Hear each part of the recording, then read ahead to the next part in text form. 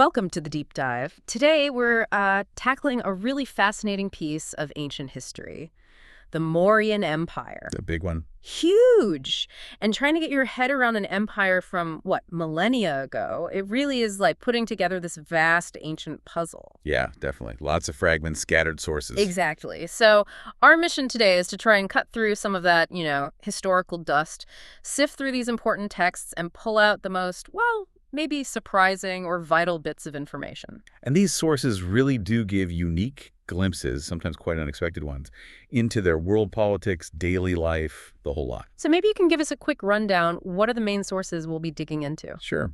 We'll be looking primarily at Kautilya's Arthshastra, which is, well, monumental. Then there's Megasthenes Indica, a Greek perspective. Ah, an outsider's view. Interesting. Very.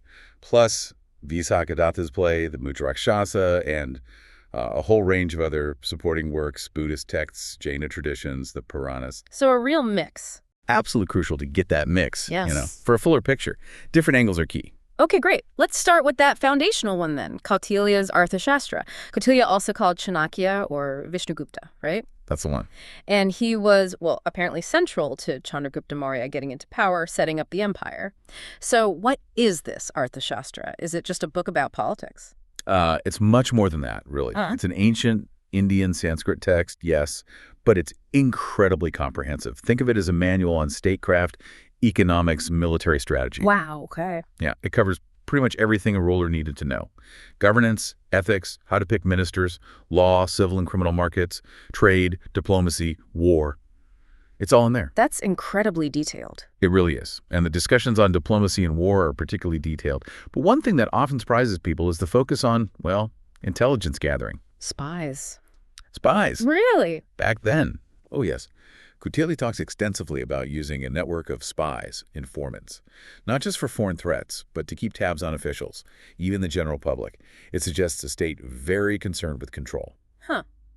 That sounds surprisingly modern in a way. A bit chilling, maybe. It does have that aspect, and the structure itself is quite something. It's laid out in 15 books, 180 chapters. Whoa. Yeah. And you can sort of break it down into three main parts. First, the king, his council, government departments. Second, civil and criminal law. And third, like we said, diplomacy and war. It's like an administrative blueprint. An entire system laid out. Pretty much. And buried in all that detail, you find some really interesting social details, like the rules around slavery. Okay. What did it say about that? Well, it mentions people could become slaves through war or Right. debt, which isn't perhaps unusual. But it has these specific legal provisions. For instance, if a female slave had a son by her master, Yes. she was legally freed immediately. And the child was considered the master's legitimate son, fully entitled to inheritance, rights, everything. That's quite specific. And actually quite progressive in a way for the time regarding the child status. It is a striking detail, isn't it? Different from maybe what you'd expect. Absolutely. And the story of how we even have this text today is incredible in itself. Oh, the rediscovery. Yes. For ages, people knew of it. It was mentioned elsewhere, but no copy was actually known, assumed lost. All right. Until, what was it, 1905? Yeah, in 1905, this Sanskrit manuscript, just passed down in a family, gets handed over to a library in Tamil Nadu. And this librarian, Rudapatna Sastri, he identifies it. Imagine that moment. Unbelievable, like finding the keys to an ancient kingdom. Truly. But there's a critical point here, too. Some scholars now think the Arthashastra isn't maybe the work of just one person, Kautilya. Oh. Yeah, the idea is it might be a compilation worked on by several authors, perhaps over centuries. Oh, okay. So that raises questions about, is it all from Chandragupta's time or does it reflect later periods too? Exactly. It adds a layer of complexity to how we interpret it. Is it one vision or an evolving tradition? Definitely something to keep in mind. Okay, let's shift gears. From the insider's manual, let's go to the outsider's view. Megasthenes Indica. Right, the Greek perspective. So Megasthenes was a Greek ambassador sent by Seleucus, one of Alexander the Great's successors, right? Correct. Sent to Chandragupta Maurya's court. And he actually lived in the capital, Pataliputra. So he saw it firsthand, wrote about it. Should be invaluable. It should be. But here's the big problem. The original Indica is lost. Gone. Oh, so how do we know what he wrote? Well, what we have are bits and pieces, quotations, summaries, fragments that later Greek writers included in their own works. People like Diodorus Siculus, Strabo, Pliny, Arrian. Ah, so it's like hearing it second or third or fourth hand. Precisely. And that's the challenge. These later writers weren't always accurate. Sometimes they mixed Megasthenes stuff with other sources. Sometimes they contradict each other. So trying to reconstruct the original Indica is, well, tricky. Very tricky. It makes it hard to be certain about what Megasthenes himself actually observed or reported. So how do we even read it today? Well, scholars have done the hard work of collecting these fragments. E.A. Schwanbeck put them together back in 1846. That collection is what we call Indica. And J.W. McCrindle did an English translation later. Okay. So despite the challenges, what do we get from these fragments? What kind of information? We do get some valuable stuff. Details about Mauryan administration, especially how the capital, Pataliputra, was run. Like what? He mentions, for instance, these 6 committees, or boards, each with 5 members, managing the city. They handled things like industries, trade, keeping track of births and deaths, even looking after foreigners. Wow, that sounds incredibly organized for an ancient city. 6 committees. It does suggest a pretty sophisticated level of urban administration, yeah. He also describes the military organization and gives us a picture of social life at the time. But I sense a but coming. Well, yes. There's a crucial caveat, something you really need to keep in mind. Megasthenes includes some, let's say, unbelievable information. Like what? He talks about people with backward-facing feet, or tribes with no mouths who survived on smells. Things like that. Okay, yeah, that sounds less than factual. Right. So it clearly shows there might be exaggeration, misunderstanding, maybe just repeating fantastical travelers' tales. Yeah. You have to be cautious. It raises that big question, doesn't it? How do you separate the reliable observation from the myth or the embellishment in these ancient accounts, especially from an outsider who might misunderstand things? Exactly. It's a constant challenge for historians. Okay, so we have the insider's manual, the outsider's fragmented view. What about other types of sources? You mentioned a play. Yes, the Arthshastra. It's a Sanskrit drama by Visakadatta. A play? How does that help us understand history? Well, even though it was written later, probably during the Gupta period, so centuries after the Mauryas. Right. Its story is about the Mauryas.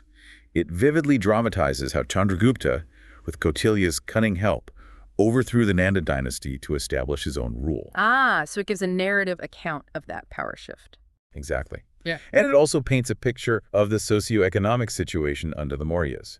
It gives a different flavor, a more, perhaps, human perspective than the Arthshastra.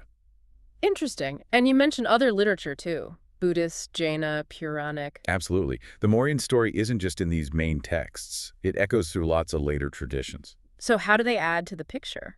Well, take the Ceylonese chronicles, the Dipavamsa and Mahavamsa from Sri Lanka.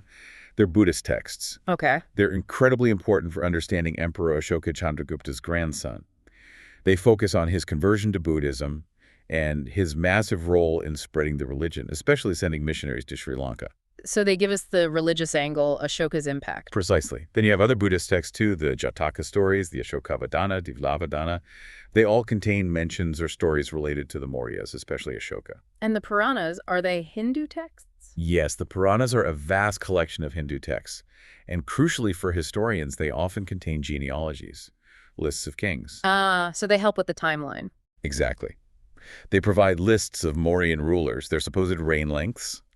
It helps build a basic chronology, even if the details are sometimes debated.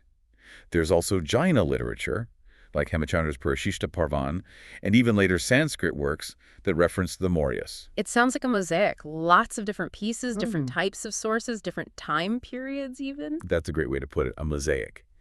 And you have to look at all the pieces, even the ones that seem to contradict each other or come from a much later date, to try and build the most complete picture possible. Each one adds something, even if it's just a hint or a different perspective. So we've really journeyed through quite a range today, from Kautilya's very practical, almost ruthless manual for rulers, Arthshastra, yeah. to Megasthenes' observations, fragmented as they are, giving that outsider's glimpse. With all its quirks. Right. And then the drama, the religious texts, each one offers a unique angle, a different piece of that huge puzzle. It really does. And it highlights how understanding ancient history isn't just about reading one book. It's about critical thinking, isn't it? Synthesizing information from all these varied, sometimes difficult sources. And wrestling with the contradictions. Absolutely. But what's so fascinating is that even with all those challenges, Lost texts, potential biases, later interpretations, these sources still give us such valuable insights into this incredibly powerful and influential ancient empire. Yeah. So maybe a final thought for you, listening to mull over. Yeah. When you have these historical accounts that don't quite line up, or when the original source is just gone, how does that actually change how we understand the past? Does it just frustrate us, or does it maybe deepen our understanding in some way, make us more aware of how history is constructed? Right. What does it tell us about knowledge itself? About the stories we inherit and choose to believe? And maybe think about how those ancient struggles for power, the ways they managed information, the challenges of governance. Do they echo at all today? Do they resonate with the challenges we still face in our own world? Something to think about.